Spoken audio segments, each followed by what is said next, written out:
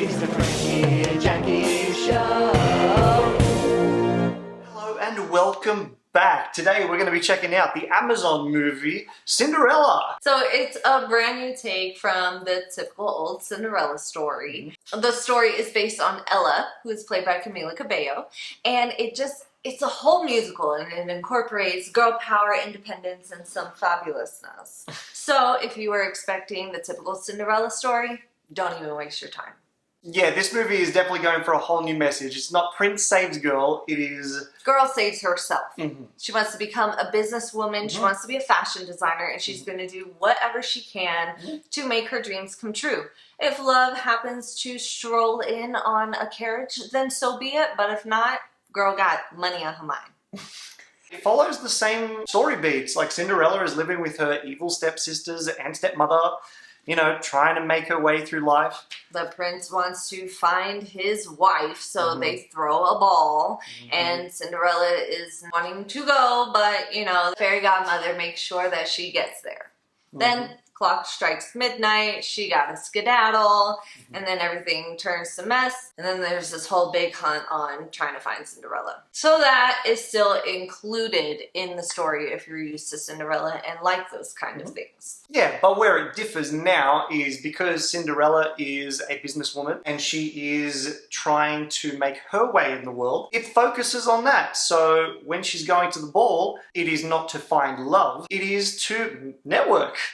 Yeah, there's so many powerful women and queens there that she wants to sell her dress designs to. So that's her primary focus. And you know what? I like this modern tale of it. It didn't bother me not one bit. My favorite character was the fabulous godmother, played by Billy Porter. Now, I wish that they were in this movie a lot longer than they were. The acting was on point, the vibe was on point, just the delivery was on point. And they're on screen for like 5 minutes.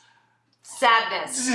What did you do there? You messed up because I wanted to see them more. Pierce Brosnan was a bit of a standout for me too, in all honesty. It was funny and he played the king's role pretty hilariously, I might add. And Idina Menzel played the wicked stepmother, and I have loved her forever, so I was very happy to see her. I think she's very talented, and her singing is just amazing. Her evilness wasn't as strong as I've been used to Disney villains and Disney stepmothers, and even the evil stepsisters, they kind of showed empathy towards Cinderella when Idina Menzel would fuss her out. So it was a different twist on them and it made them more humane, and I didn't mind them as much as people.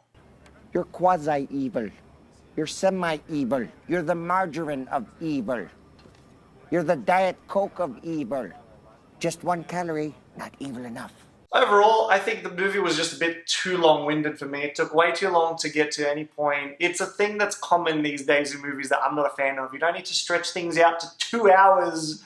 And this movie was like 2 hours. Why? I think that Sony was very smart in not making this a theatrical release. They knew what they were doing when they sold it to Amazon. It's kind of one of those... Pause every 2 seconds because it's too long.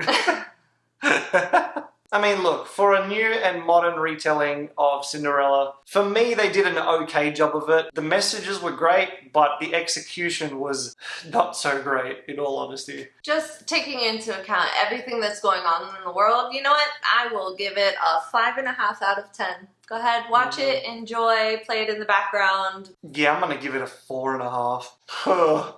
I was struggling. So it's not a recommendation from me, personally. But it'll be a recommendation for me. I like the music and I like the message overall with this movie. So let us know what you think. Did you like it? Did you not? Whose team are you on again? Are you Team Cinderella or Team Not So Cinderella? Let us know. But until next time.